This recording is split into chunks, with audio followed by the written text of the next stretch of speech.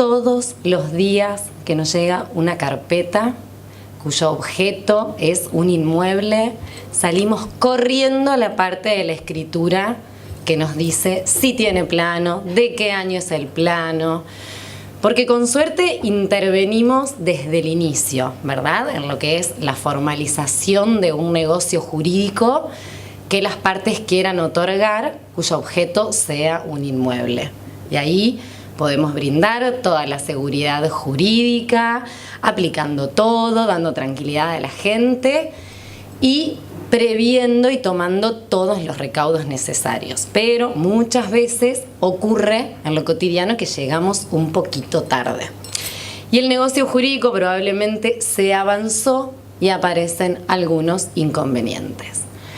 No tiene plano en la propiedad, el plano no está vigente, los plazos empiezan a demorar y ahí empieza el caos para todos, para los agrimensores, para nosotros, y ahí echando culpas del plazo y la demora. O sea que nuestro diálogo, en el mejor de los casos, es normal y preventivo y con tiempo, y muchas veces tenemos estos diálogos cotidianos y qué pasa con esto y en este caso. Y la verdad es que en la mayoría de los casos, al menos yo lo siento así, nosotros los escribanos recurrimos muchísimo a los agrimensores con muchísimas dudas, que el cliente quiera hacer esta subdivisión, que si es posible, que si da la parcela y qué pasa con este plano y verifícame esto, esta descripción que estoy controlando en el estudio de títulos no me cierra, ¿hay acá alguna diferencia? ¿Cómo lo podemos subsanar? Tema que lo dejamos para Norberto. Entonces realmente este intercambio al que hoy asistimos todos es realmente necesario. Yo voy a tratar de utilizar un lenguaje que posibilite el diálogo. No quiero volverme demasiado teórica y si ven que me profundizo demasiado en las cuestiones jurídicas duras, por así decirlo, me frenan. La verdad es que además cuando me convocaron del Colegio de Escribanos para dar esta disertación, la primer duda, inquietud que tuvimos con quienes organizábamos la disertación fue ¿qué le podemos brindar a los agrimensores, más allá de, por supuesto, de los abogados, que siempre la visión es amplia y es rica para nuestros primos hermanos los abogados y nuestros primos segundos los agrimensores? ¿Qué puede ser? Y la verdad es que pensando se me ocurrió llamar a varios agrimensores y consultarles qué les parecía útil, qué les parecía práctico, qué les gustaría saber, qué podíamos brindar. Y la verdad es que todos casi al unísono respondieron estudio de títulos, a lo que yo me quedé un poco pasmada. Y charlando me dijeron que muchas veces tienen este tipo de inquietudes. Más que nada, ahora vamos a ver, en el régimen sucesorio y en determinados supuestos en los cuales necesitan tener nociones de los porcentajes o del orden sucesorio. ¿Es así? ¿Vamos bien? Entonces, bueno, me quedé pensando a ver como para hacer una cosmovisión que pueda abarcar tanto la visión de los abogados, escribanos y agrimensores, así que hoy vamos a tratar de abordar este tema. Ocurre que, claro, nosotros como escribanos brindamos seguridad jurídica en todo nuestro actuar y esencialmente, como ya lo dijeron mis colegas, con el estudio de títulos. Eso es lo que nos asegura y nos va a asegurar la perdurabilidad en todo lo que es la estructura jurídica. Pero claro, ustedes como agrimensores también hacen estudio de títulos. ¿Y ustedes creen que es el mismo estudio de títulos que hacemos nosotros ustedes? No, veo caras que me dicen que no. Es verdad, no es esencialmente el mismo. Pero sí tienen un gran punto de contacto que es la legitimación. ¿Por qué? Ustedes, cuando hacen el estudio de títulos, lo que verifican y lo que necesitan acreditar es quién es el titular del derecho real, del inmueble sobre el que ustedes, el objeto sobre el que van a trabajar ustedes. ¿Es así? Bien. Vamos al claro ejemplo de la compraventa. Viene un señor que les dice: ingeniero, necesito hacer un plano de mensura sobre este inmueble. Y lo primero que les van a pedir ustedes, ¿qué es? ¿Qué les piden? La escritura pública. Bueno, tráigame la escritura porque yo tengo que ver si es el dueño. Entonces voy a ver esa escritura pública, que es qué cosa. Como dijo el doctor Cosari, es el título. ¿A qué nos referimos cuando decimos traiga el título, traiga la escritura? Ese título es el negocio jurídico causal apto por el cual se adquirió el derecho real en cuestión.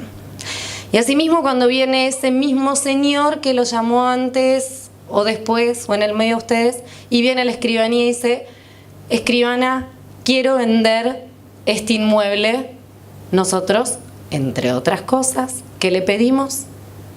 El título. Ahora bien, ¿por qué digo que el punto de contacto es la legitimación?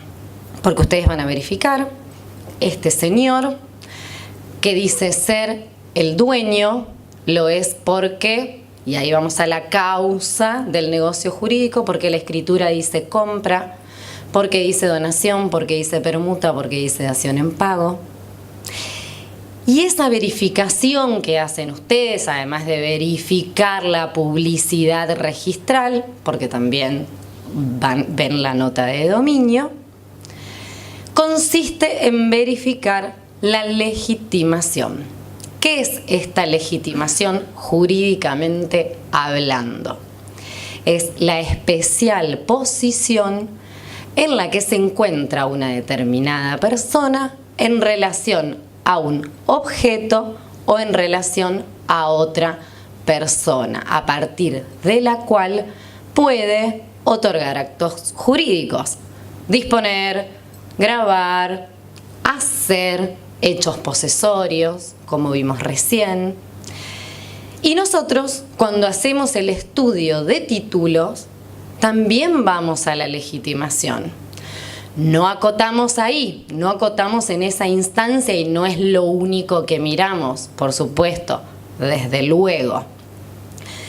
Si planteamos todo título que nos traen como palmario de una situación jurídica inicial, ¿sí? El derecho, como sabemos, reconoce determinados hechos, cuestiones que pasan en la vida real y les da un marco jurídico.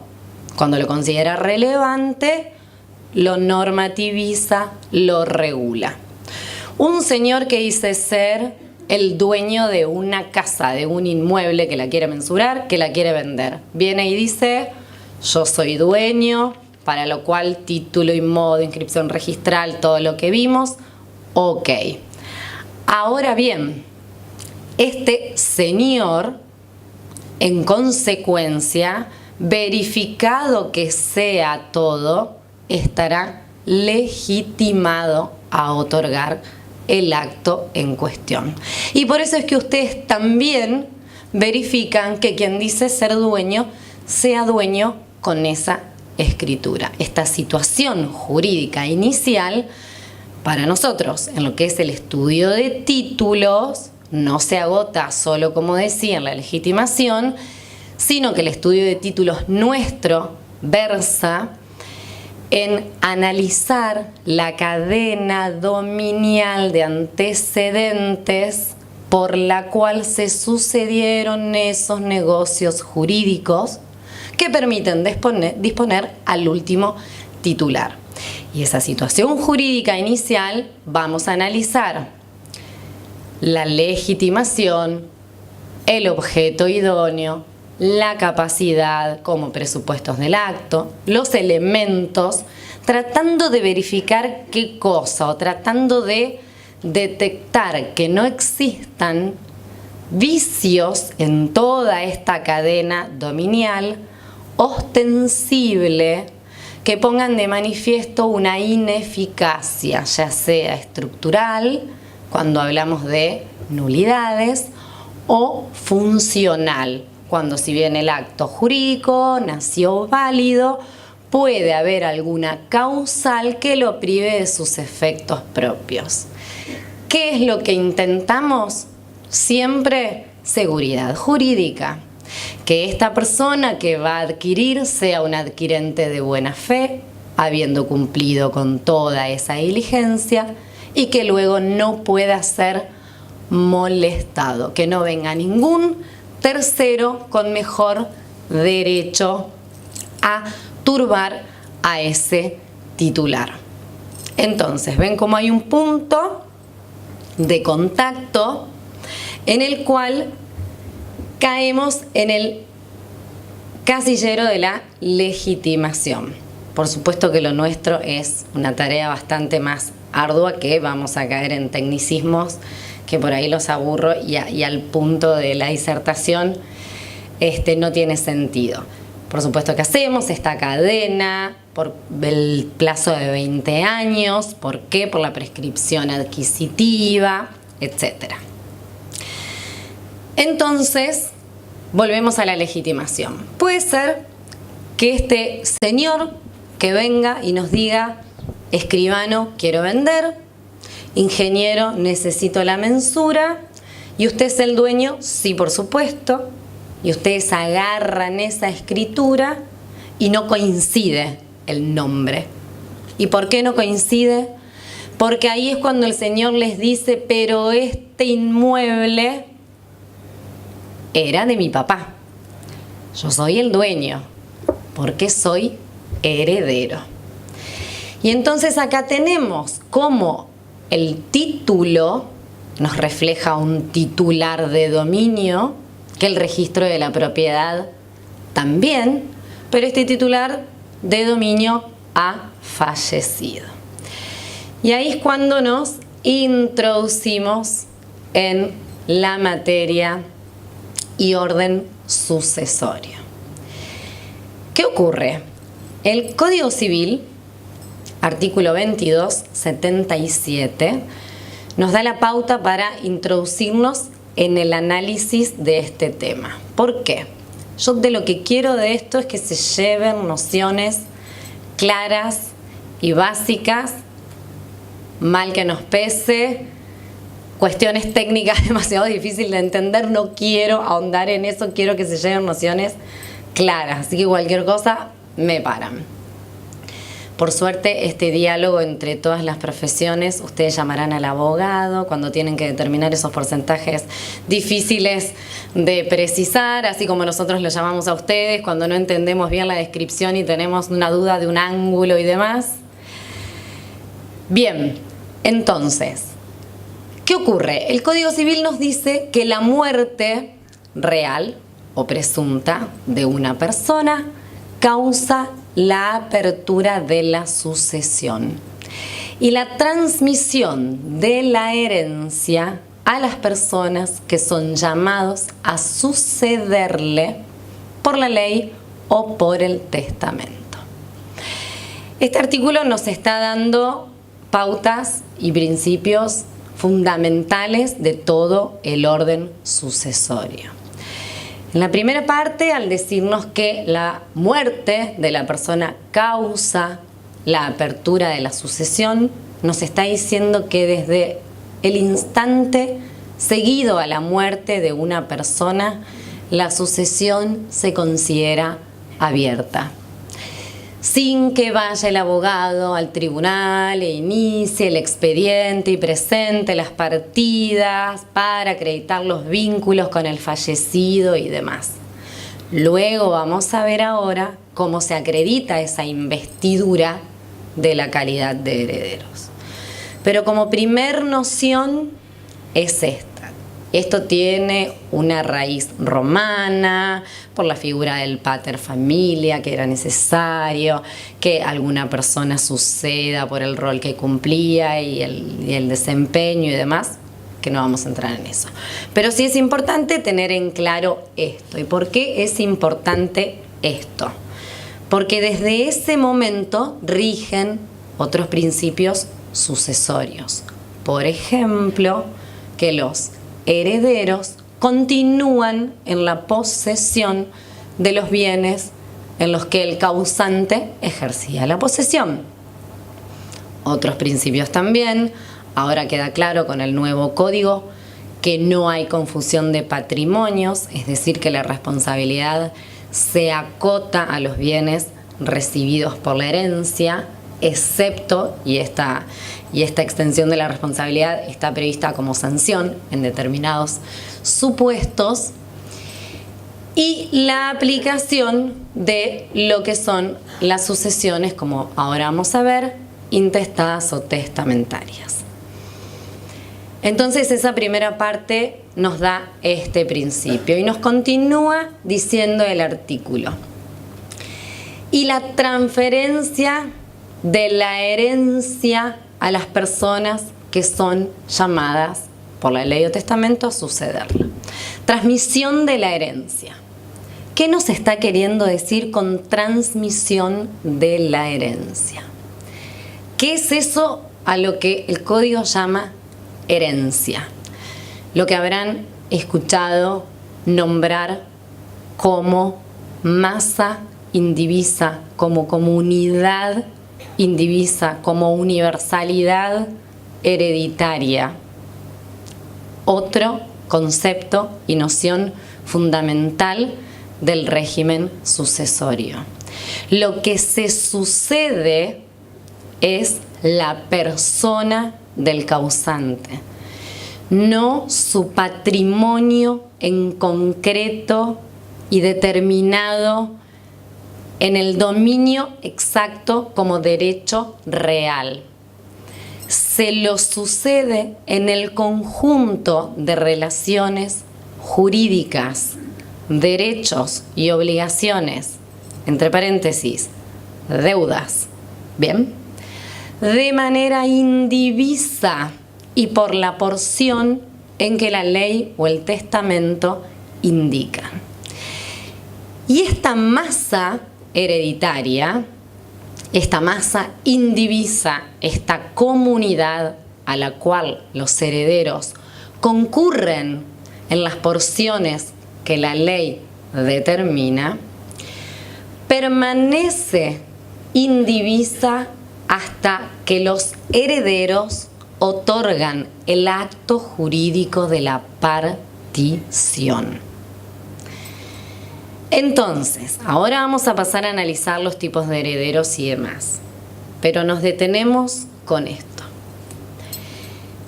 La investidura de la calidad de herederos, es decir, el reconocimiento de ser tal, se da dependiendo de la calidad de heredero.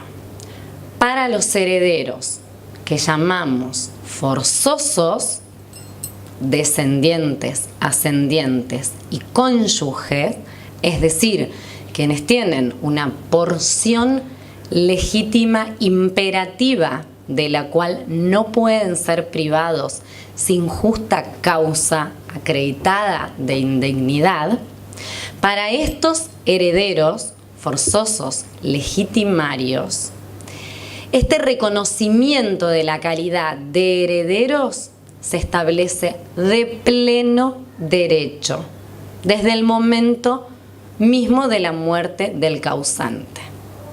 ¿Esto qué quiere decir? Que probado el vínculo que se tenga con el causante, se pueden ejercer los derechos en los que se sucede a la persona fallecida. Esto, como sabrán abogados, si los escribanos están presentes, habilita, por ejemplo, a poder instrumentar una cesión de herencia desde el momento mismo que el causante falleció. ¿De qué manera? Acreditando los vínculos y, por supuesto, acreditando el fallecimiento del causante con la partida de defunción. Ahora bien, los herederos testamentarios, por supuesto, necesitan la declaración judicial que declara válido el testamento en cuanto a sus formas, y el resto de los herederos también necesitan la declaración judicial. Esta declaración judicial es la famosa declaratoria de herederos, en las que el juez, verificados que sean estos vínculos, declara quiénes suceden al causante. Bien, hasta acá estamos bárbaros. Ocurre que el Código Civil ha traído una norma que aclara al respecto de la declaratoria de herederos, que ésta se requiere sí o sí y para todos los herederos cuando se trate de instrumentar actos que importan la disposición de bienes registrables. Entonces, yo, heredero forzoso, no puedo venir a vender un inmueble de mi papá diciendo, pero mire, si el código me está reconociendo la calidad de heredero desde el día que mi mamá murió, segundo después, y yo pruebo que soy la hija, bueno, téngame por reconocido heredero y quiero firmar la escritura y quiero firmar el plano, porque entonces además continúo en la posesión de los bienes que mi mamá poseía. Entonces, señora agrimensor, ¿cómo no me va a tomar la firma? Señora escribana, ¿qué me está pidiendo? Actualmente el código lo aclara y este artículo antes no estaba en el código de Vélez. La declaratoria de herederos, el auto que declara quiénes son los herederos, es necesario para la disposición de bienes registrables. Y en nuestra provincia, además, ¿qué requerimos con esa declaratoria de herederos para la disposición? ¿Qué pasito más se necesita? La inscripción. Y he aquí la cuestión. ¿Cuáles son los efectos de la inscripción? Publicidad, exactamente. Publicidad. Esta inscripción de la declaratoria de herederos, ¿crea condominio?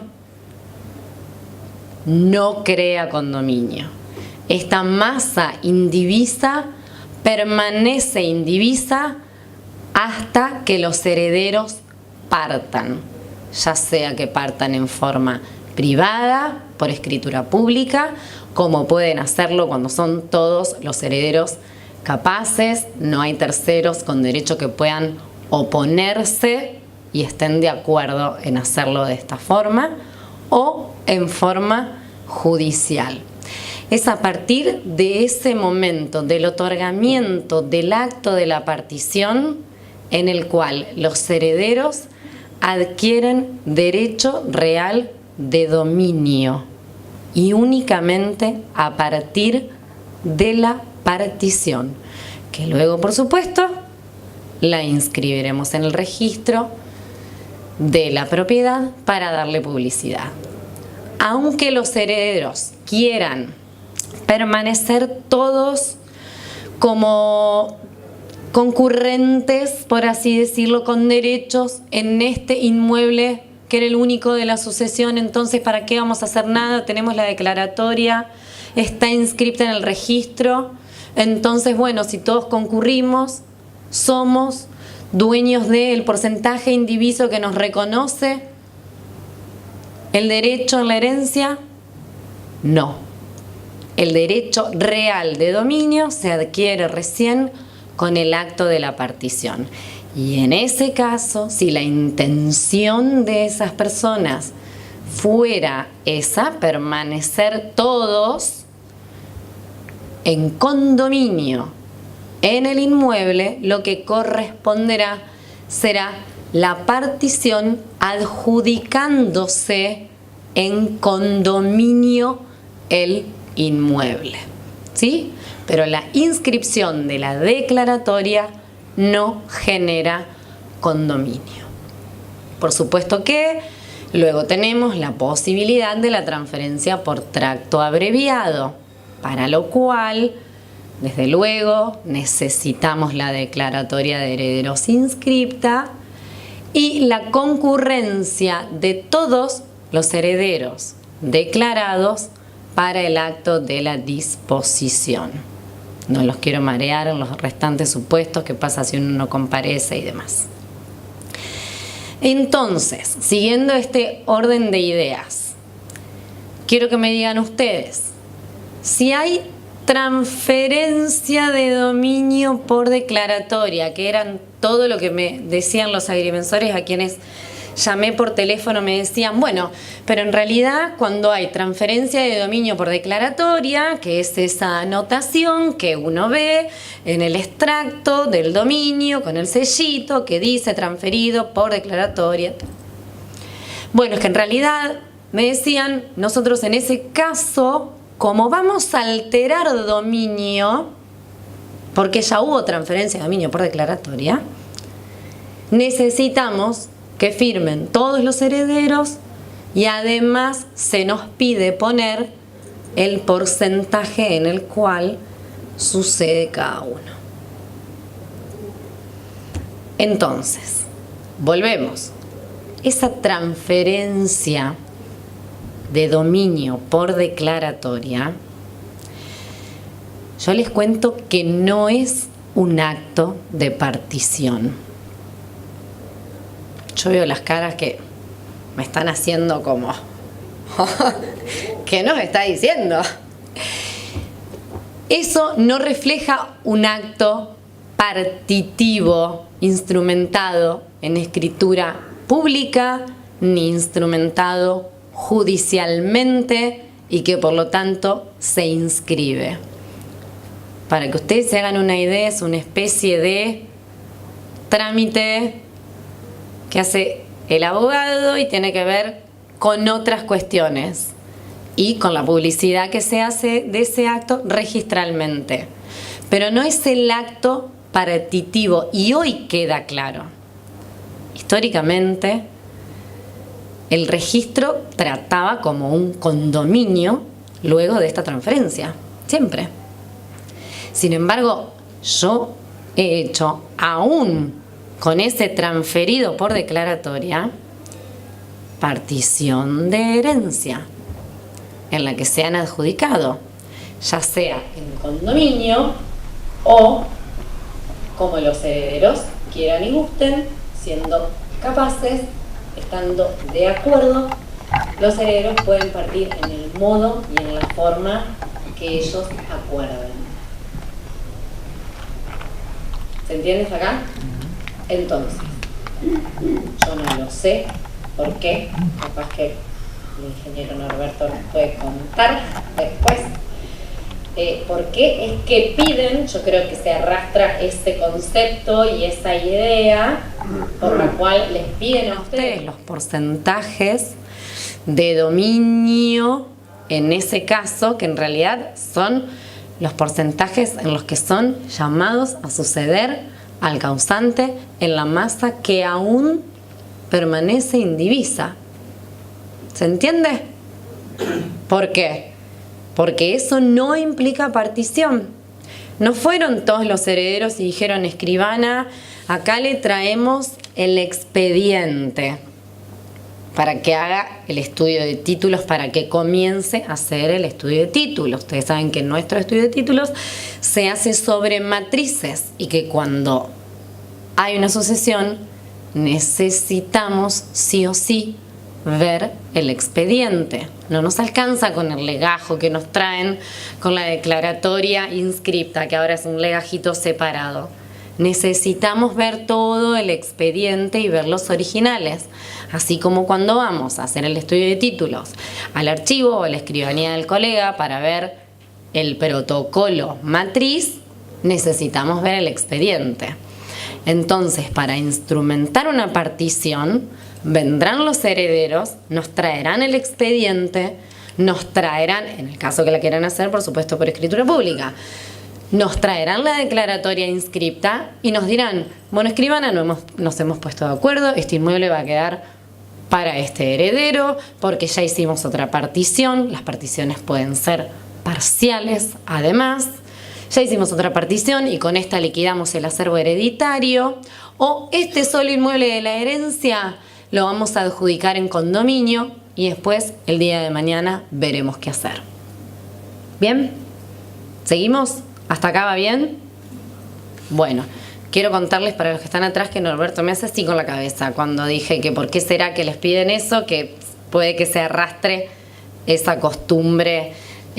Bueno, por lo que estuve investigando, además les cuento que antes parece que en provincia de Buenos Aires también exigían lo mismo y ya no lo exigen más. A raíz también de este artículo 2363 que dice claramente que la indivisión hereditaria únicamente concluye con el acto de la partición. Así que bueno, veremos qué pasa con eso. Entonces, vamos un poquito a lo que es el orden y los distintos tipos de sucesiones y los distintos tipos de herederos. Como decíamos en el primer artículo que comenzamos a analizar, que es el que nos daba el pie para todo este análisis, hay una parte al final de ese artículo que nos dice la transmisión de la herencia a las personas quienes son llamadas a suceder al causante por la ley o por el testamento. Esto nos habla entonces que existen dos tipos de sucesiones. Las sucesiones intestadas, en las cuales el llamado a participar y a suceder en la herencia lo hace y lo determina la ley. Y hay sucesiones testamentarias, en las cuales el llamado viene de un acto de voluntad otorgado por el causante en un acto que se denomina testamento. Por supuesto que ambas pueden coexistir, porque ahora vamos a ver que en las sucesiones intestadas hay herederos que tienen, como dijimos antes, una porción legítima de la que no pueden ser privados, dejando lugar a una porción disponible.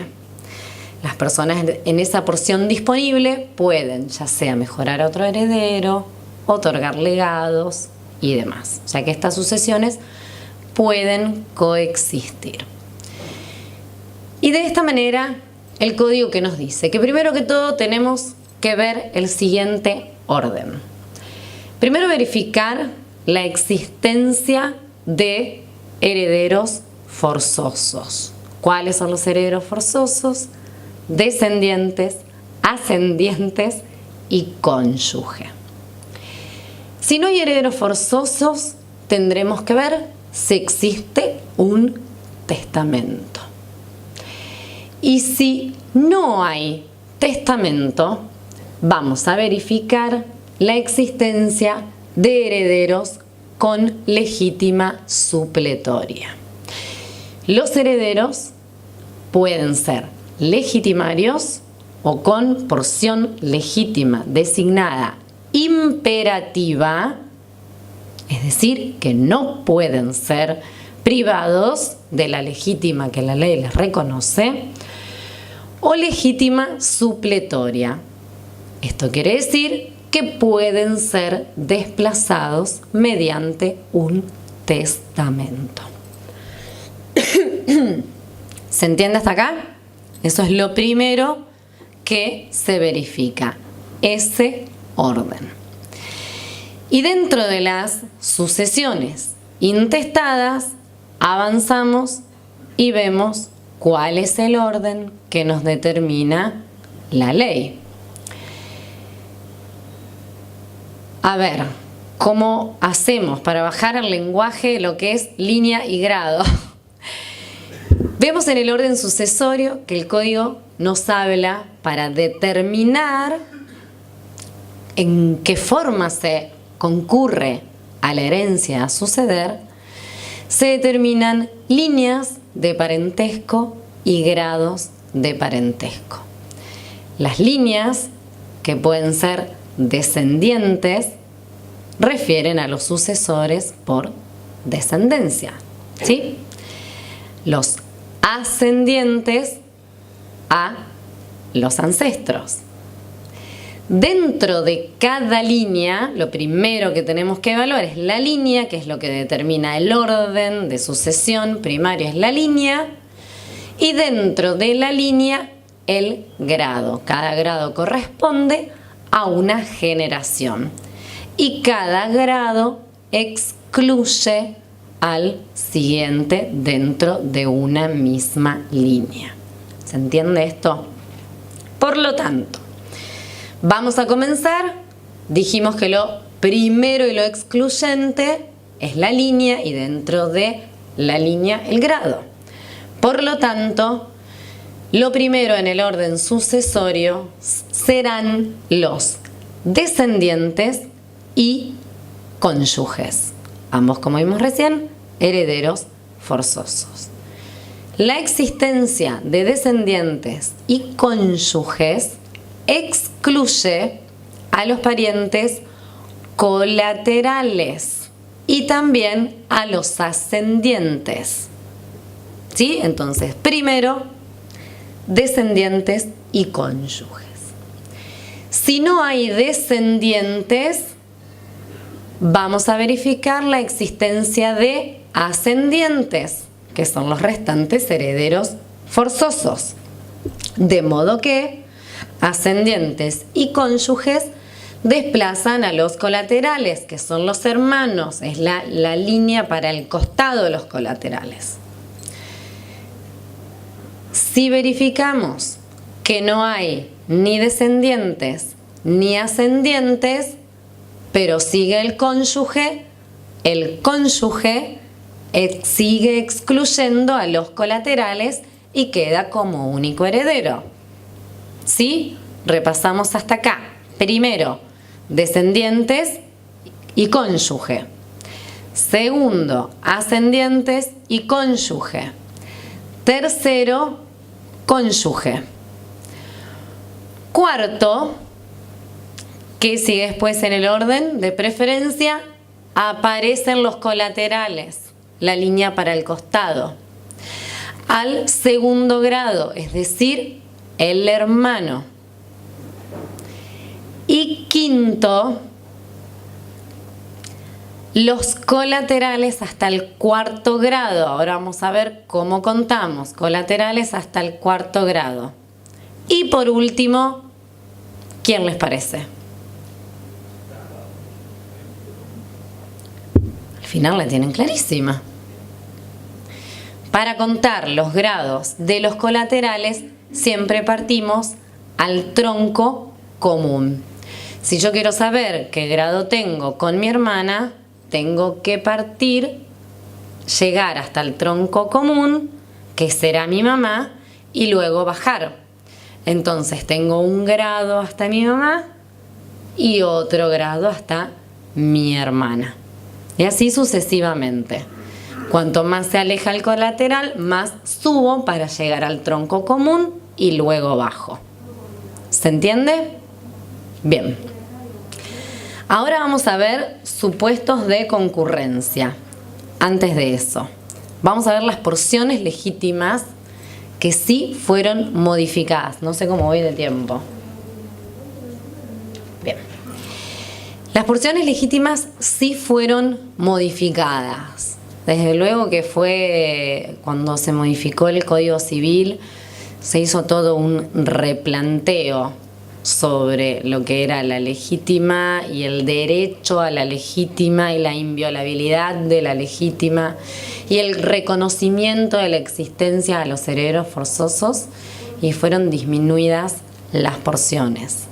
De modo tal que antes los descendientes tenían una porción de 4/5 y hoy tienen 2/3. Antes los ascendientes tenían una porción legítima de 2/3 y hoy tienen 1/2. El único que se mantuvo igual es el cónyuge. Por lo tanto, hoy en el Código Civil y Comercial de la Nación, las porciones legítimas son de los descendientes 2/3. En consecuencia, la porción disponible será de 1/3. Para los ascendientes y cónyuges, 1/2 en cada caso, por lo que la porción disponible será de 1/2. Esta porción legítima reconocida por la ley para el orden sucesorio se respeta independientemente de la cantidad de herederos que concurran a participar en la masa indivisa de esta universalidad. ¿Sí? Bien. Vamos a ver supuestos de concurrencia. Más que nada, cómo concurren dependiendo la calidad de los bienes de que se trate, sean propios o sean gananciales, los descendientes y el cónyuge, y los ascendientes y el cónyuge. Primer supuesto: descendientes y cónyuges, ¿sí? Dijimos que era lo primero. Respecto de los bienes propios del causante, estos bienes propios que rápidamente son aquellos que se adquirieron antes de la celebración del matrimonio, si es que fueran, estamos hablando del régimen siempre, ahora en estas distinciones vamos a lo que es régimen de comunidad y aún comunidad vigente y régimen, de separación en los que rige el orden sucesorio. Entonces, para los bienes propios, respecto de los bienes propios, el cónyuge concurre como si fuera un descendiente más, es decir, con la misma porción legítima hereditaria que corresponde a los descendientes. Respecto de los bienes gananciales, corresponden la mitad al cónyuge, porque no le corresponde como heredero, sino como integrante de la comunidad ganancial que se disuelve con el fallecimiento. Y en la restante mitad solo concurren los hijos, desplazando sobre estos al cónyuge, es decir, el cónyuge no hereda bienes gananciales. ¿Se entendió? Bien, vamos al supuesto, segundo supuesto, de concurrencia entre ascendentes y cónyuge. El cónyuge va a recibir la mitad que le corresponde en los bienes gananciales y además la mitad de la mitad restante. ¿Sí? Y respecto de los bienes propios, va a recibir la mitad de los bienes propios. Respecto de la otra mitad, solo concurren los ascendientes. ¿Se entendió? Bien. Entonces, para poder ir cerrando y concluyendo, tenemos que esta masa indivisa a la cual concurren los llamados a suceder al causante, distinguimos los tipos de herederos o los tipos de sucesores, esencialmente cuando la sucesión además es intestada, determinamos el orden, y lo que sí quiero que quede claro, que me parece que quedó, es que esa indivisión subsiste y solo concluye con el acto de la partición, sea otorgado en escritura pública o sea realizado en el expediente sucesorio. ¿Está? Bueno, les agradezco y bueno, esperemos encontrarnos La próxima, yo estaré del otro lado la próxima, así que lo voy a disfrutar con ustedes. Muchas gracias, hasta luego. El aplauso y el gracias grande.